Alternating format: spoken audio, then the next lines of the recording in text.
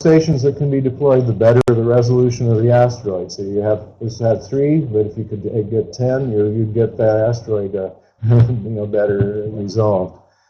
So go on to the next. You're doing.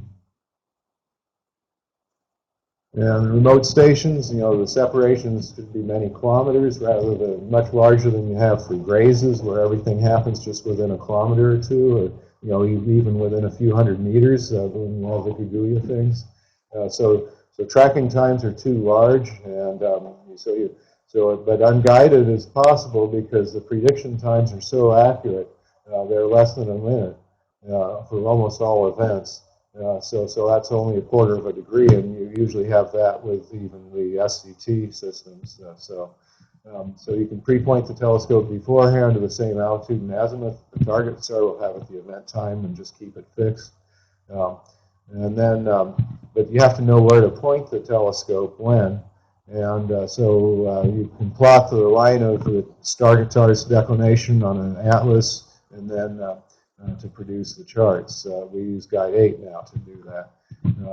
And from the RA difference in the event time for the area of observation, you can calculate the times along the line of declination in the software that Guide 8 has built in that capability for us, saying who would want this, but they bowed to our wishes.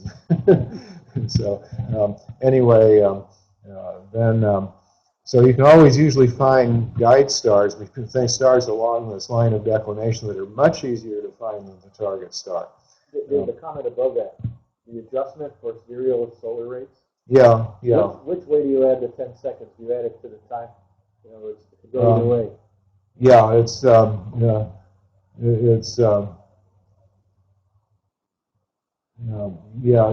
for each hour going back before the event, you add 10, so you back off. So I mean, the sidereal rate's faster than the solar rate. So you back off an additional 10 seconds for each hour. Right.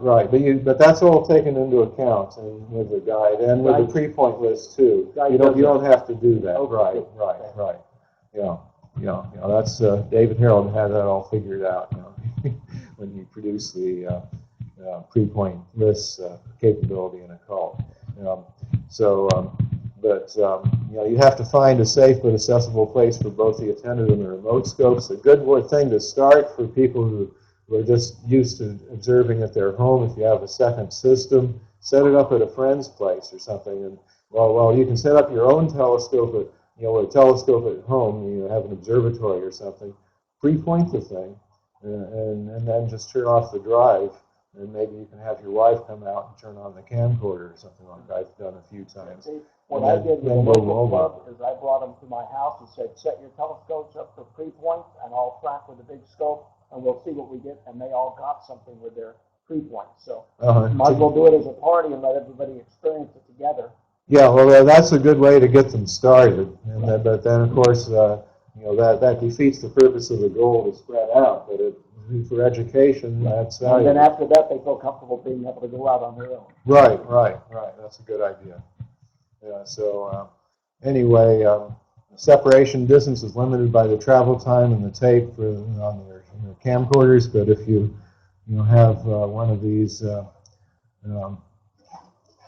remote control things, I think I showed it yesterday. But what you do is you stick it in a bag like this, and at the bottom of the bag there is a plastic tube, a clear plastic tube. Scotty made this for me, and just a couple of toothpaste tubes, I think, taped together. But you have to have something that the thing emits an infrared signal. It has to be able to bounce around and get into the camcorder. The camcorder has a thing on the front. The ZR camcorders has a little electronic eye on the front that'll catch that thing, and then you can program the time to start and stop the recording. And it usually works, not always, but it usually works. So at least that's my experience. And anyway, Roger Venable has done the same thing with somewhat different equipment, older stuff. So anyway, it's sometimes useful to have someone go and turn on the camcorder. You set up a remote station, say, tell a friend, who can go there while you're, 150 miles away or something, and not able to get back to start a recorder. You can get a couple of people. Wendy's done that for me a couple of times. Anyway, next.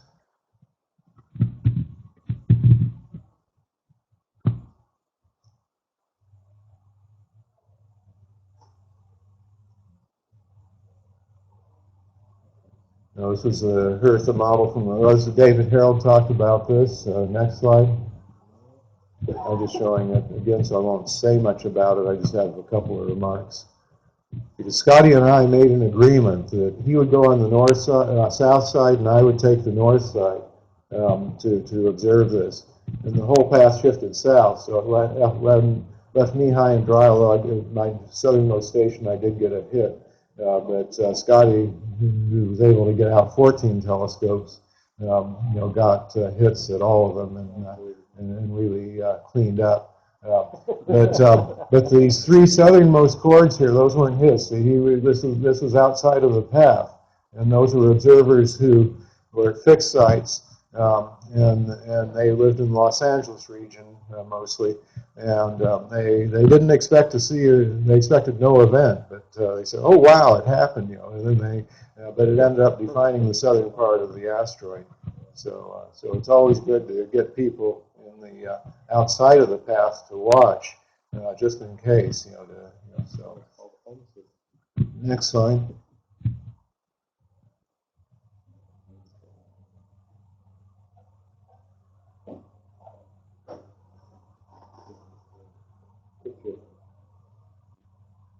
Okay, this just shows the mighty Midi again.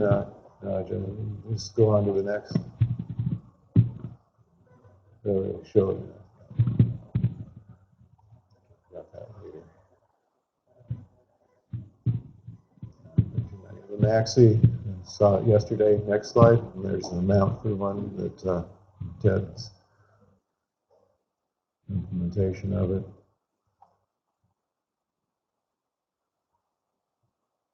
And this is the programmable remote that I described and showed in the bag here.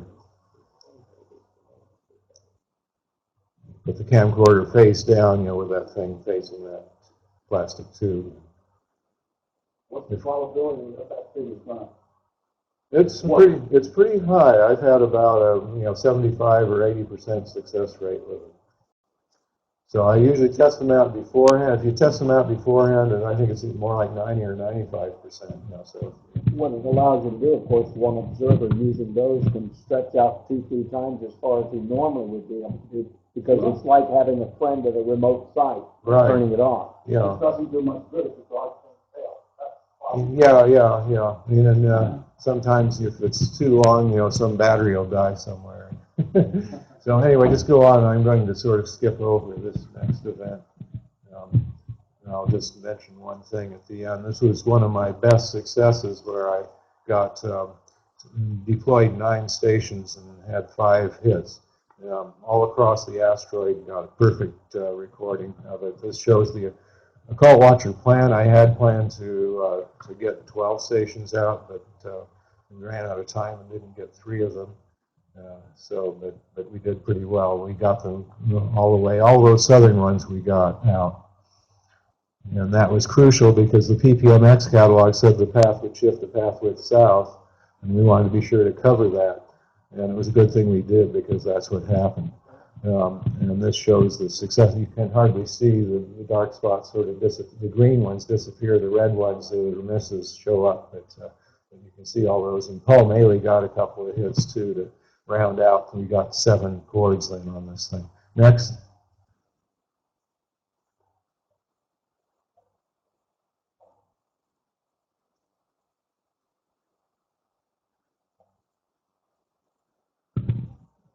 And this shows the sky plane plot. So very good. Next slide. And this was like an 8th magnitude star, 8.2 or 7.8, something like that. And it was almost overhead. It was like 4 degrees from the zenith. So that made pre-pointing a little bit difficult, especially with these Midis. But I kind of knew what to do. I finally realized I had to point the thing way up and at the right azimuth, and I was usually on the charts then close enough that I could figure out the pattern and get to it. But this event was, we were up all night, and we'd driven, we were in Fresno, and it was our base, and then we drove down. Our first station was about 40 miles away, and we drove all the way down. We ended up driving about 400 miles that night. I had to do all the driving because the car seat was bad for Joan's back. She had driven it, and it sort of wrecked her back when we had to drive to Sacramento before for a class reunion. So for me, it was a mess. And then we got back to the hotel, and we had only 2 hours to pack everything up and go to the airport to catch our flight home. You know, so one of the things I said after this, never again am I going to do that. I'll insist on saying another night so I can just crash and worry about packing later. You know, because I really got sick at this thing and ended up catching thyroiditis, and was. And it took me about 6 weeks to really, recover pretty much good functionality, and it took several months to really fully recover. I'm still seeing an endocrinologist, but he's given me a clean bill of health the last couple of years. So anyway, we really need young people to start picking this up and doing this. It's an extreme. Are you listening hard? And your friends too, right. Yeah. Okay, and then of course the Antiope event was the most famous one. I've talked about it before, so we'll go quickly, but I just want to show it so you can see some of the things here. And in this case, we did stay the next night, and so it was not so bad, although we were up all night pretty much running around. But this was the path over the nice dry Sacramento Valley. Summertime it's almost always clear there, but we did actually have some cloud problems. So people, Scotty at the north end had problems with the clouds, but he managed to get 6 good results, although he had enough for 19 or something. Anyway, just go on. This just shows the map from Derek Bright's site showing the green center line, the blue predicted lines. But this was a double asteroid, so we knew that the path was going to be wider than the real thing. And we got these Keck observations 3 nights before. Bill Merlin was good enough to set that up, and so we knew what the position angle of the components was going to be pretty well. And we knew that there would be a space between the two where there would be no occultation. We didn't know that could shift one way or the other because of the overall prediction errors, but the prediction turned out to be quite accurate. This shows our IOTA conference that we had before. We'll have to get a picture. We should have got a picture at lunchtime. Before we leave, we need to get a picture. Next slide.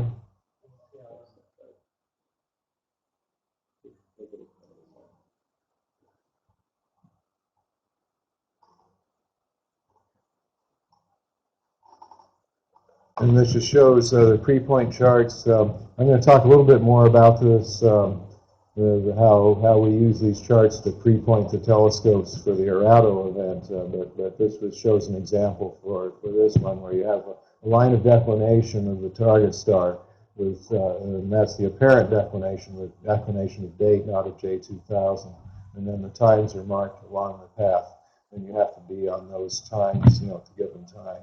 The field of view has to kind of match what that is, but the minis have a wide field of view. You can be pretty sloppy in the pre-pointing, especially the minis. So you don't have to have it perfectly centered. It's better to have something that's good enough and go on to the next station than to take another couple of minutes where you might miss out then on it again. So next slide.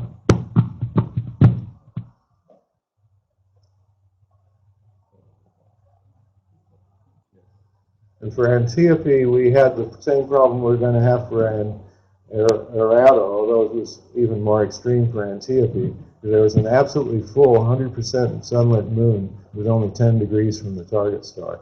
And of course, this target star was 6th magnitude, so that made it better versus the 10th 10.4 that we have. But this shows the end of the 3-point line leading up to the target star.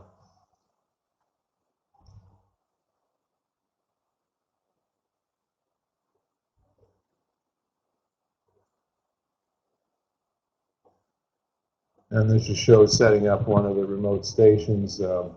And it doesn't show up too well here, but there's a Kiwi there, and the batteries and so forth. And the mining ring is back just near the center. That was just set up in a vacant lot in this town of Newman, in the industrial part of the town where there weren't any houses nearby. Anyway, this is my recording at station number 1. We saw one of the recordings yesterday, but you can see the gradual events. And I think next slide, see the diameter of the star. And I think the next slide is just that one there. So, yeah. So showing the 2 components nicely resolved. And fortunately, we got the northern part of the northern component, and that was a last-minute thing because Scotty called up because Scotty was going to cover that, and the other people were going to be all farther south. But I knew that Steve Preston and Tony George and a couple of other observers lived out farther north, and they were driving up to eastern Oregon, which is also a kind of desert area. And Scotty said clouds are moving in. I'm not going to get my northern chords. I'm sorry. And he called me by his cell phone, and so I called up Steve and told him that and said, you guys had better know you're the only people who can cover the north. And they set up some remote stations, and so they were able to get 5 stations set up in that area, which including one that. See that one? I guess that one had a very short event. You had one that was, yeah. So upper limit. Right. So anyway, then the next one was Dave Harold's already talked about this. So Steve's here, and you saw the article. Well, it's actually published now. This is an old slide. It's when it was in press, but it's actually appeared in print. And we have to do that with the Antiope one too. We're still remiss in being behind with that. But this shows the path. I just show this because there was an event that went right over the Washington area here, so the observations were all local. So I just want to show you local success. Weather sometimes is better here than it's going to be. It looks like tomorrow night. This was in January, and so this shows the path, and I set up remote stations which really define the north side of the asteroid, setting them up in the Delmarva Peninsula, and there was a 4th one that failed, but I gave the Mighty Midi to Owen Talia, and he used it from his home in Silver Spring, and that was valuable for getting the south side of the asteroid, and John Brooks was farther south getting a miss, so it turned out the path shifted a little bit to the south, and my 2 stations there were close to the northern limit and defined the north pretty well. So next slide. There's a story behind that too, because I got a ticket because I had a headlight out when I was trying to cross the Chesapeake Bay Bridge, right up here. I said Annapolis, and I was delayed, and I was mad at that. But if I hadn't been delayed, my last station would have been a miss. And so anyway, there's the light curve that we saw before showing the secondary event. Next slide.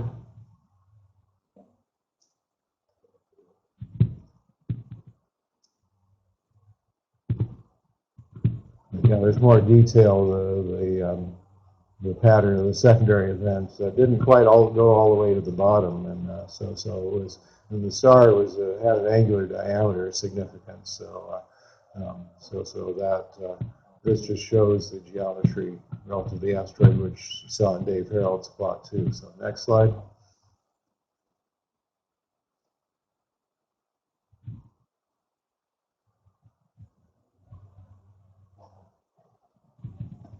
you see Steve's observation with a 14-inch was crucial for getting the other things, but the Mighty Minis were crucial for getting the shape of the asteroid, knowing where the satellite was relative to it. This is another attempt now. So when you have all night, it's great. You can pre-point the scopes and everything, but a lot of events, nice events, occur early in the evening. And, I have my maybe 1 hour, or half an hour, or 3 hours at the most, or something to pre-point the telescope. And this was an event where there was only about an hour and a half or so from twilight to when it got dark enough. Anyway, so this was in Khabarovsk, Russia. I was working in Russia at the time, and so I said, oh, we should try this because it was a nice 6th magnitude star. So next slide, but it was in the early evening, and so I had to get local observers to help deploy these things. And then I brought the translator with me from the university in Moscow, and so we were able to talk to the amateur astronomers and had a fairly good time there on this trip. But this was the previous Bologna occultation where we had gotten observations up in Pennsylvania and Ohio and about 10 years before. Next slide.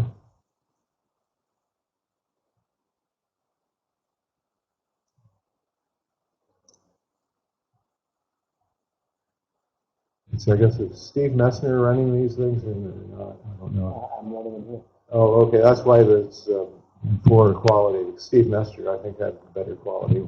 I don't know. Maybe the projector more. I think it's the way he holds his mouth. Maybe. Okay. Anyway, so this is the information about the occultation. Khabarovsk is the city here, right at the northeast end of China. So Vladivostok is down here. Both cities are about 500,000, 600,000 people or so. Anyway, next.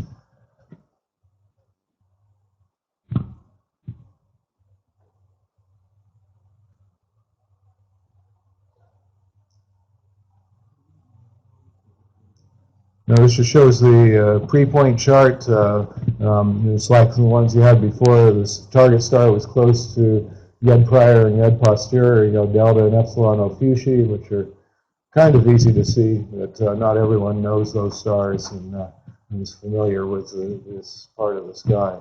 But Saturn and Spica were up there. I said, find them and then go to the left and below. Anyway, so that's what they had to do with the Mighty Minis. The Russian amateurs were sort of surprised that here this American comes all this distance and he has all this old crappy equipment. Here they were expecting things that would pre-point automatically or something. But I said, well, that would cost me $20,000, and I don't have that money. Or 100, those really automatic pre-pointing things. They have them on artificial satellites, and they cost about $100,000 or so. So this is next slide. So.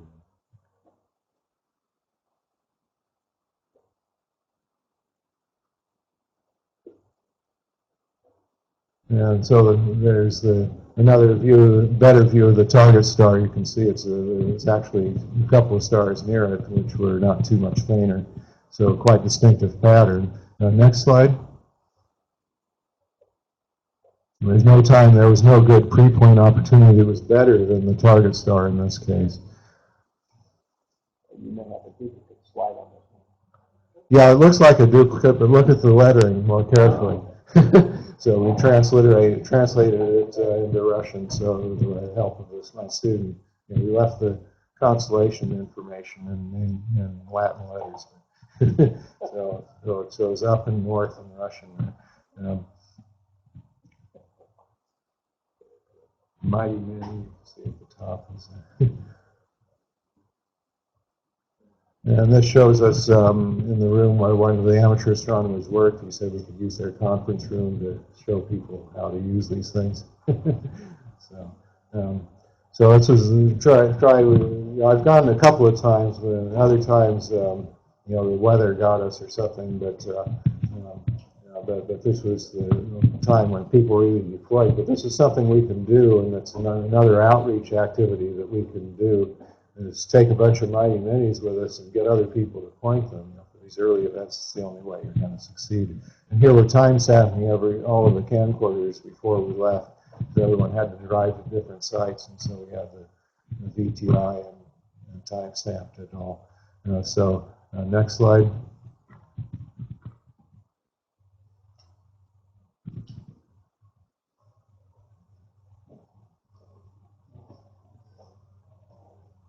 It just shows the results. We did set up 6 stations. Got rid of one here. But I set up at this town where the guy had a dasha, the local observer, and he wanted me to observe there, and the others took off to different places. They had a Star Party site here, and then they just picked places beside the road that I told them how far to, approximate areas to go to. And so the observer, the northernmost observer, he got on the target and had a miss, and I had a miss here. This observer had some equipment problems. This observer had a 5-second occultation. He got on target too. But unfortunately, these 2 people didn't get on target. So they, in spite of the training, it wasn't enough. I had hoped to the night before that we could get on the target star altogether, but it was cloudy.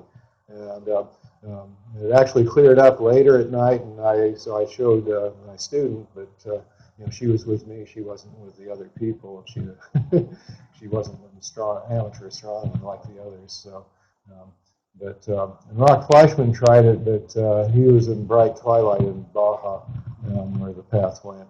And unfortunately, the power failed about half an hour before, and then it was too light to get on to see stars and get on the target. So he failed. There's Patroclus then, the binary asteroid last October. So it passed across the whole country.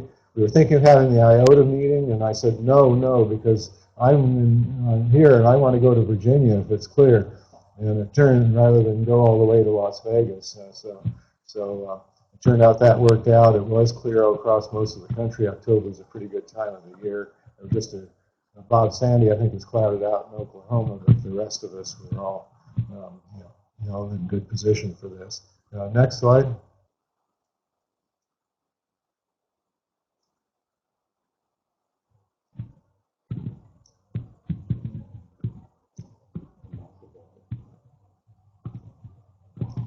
So this shows the Occult Watcher plan. I planned to set up a whole bunch of things, but ran out of time and didn't get as many as I had hoped. But did get down to just a little north of Richmond and got a positive. It turned out we didn't know what the angle was. We didn't have observations like Bill Merlin got us for Antiope, and so there was quite a bit of uncertainty as to how these things were rotated. It was a wide pair. It was like Antiope, but with wider separation.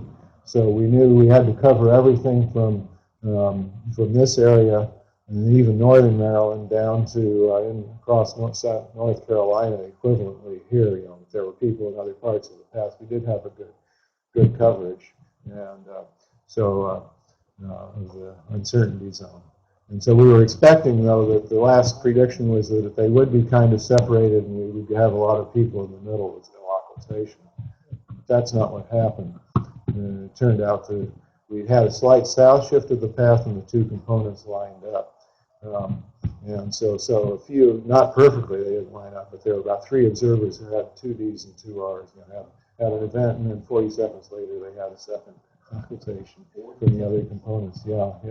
Because they're separated by about 600 kilometers. It was much wider separation than Antiope, which is about 200.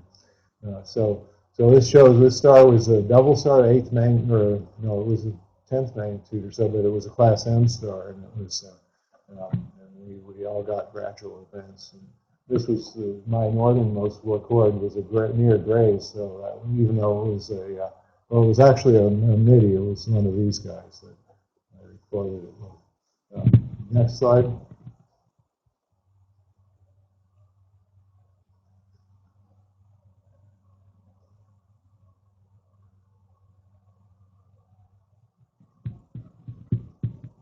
And this just shows the 2 profiles. We got about 5 chords across each asteroid, and a couple of them were like Ronald Royal and Abramson. I guess they were the only. Oh no, this fellow in London, Kentucky also got disappearances of both components.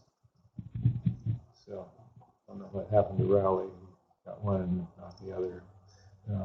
So anyway, that's and Roger Venable set up. He deployed. He had some stations to the south. And Paul Maley was setting up farther south in Las Vegas. But Eberhard Bredner was at the. So it was interesting that Eberhard Bredner came from Germany, and he set up on the south side of Las Vegas, and we tried to talk him to go farther south, but he didn't want to. His wife was with him, and da-da-da. And so he stayed at his hotel, and he ended up in a very good position. And so actually, I guess the path shifted a little bit into the north, not south. But I called him up, and not knowing I was the northernmost chord, and not realizing that he was the southernmost chord, but I said, I only had a 2-second occultation. What did you do? And you sat. Yeah, I had a 2-second occultation too. And I knew it was separation, so I already knew where the things were. Yeah. But I didn't know if he was on the north or south. We didn't know which component or which limit we were at. Next slide.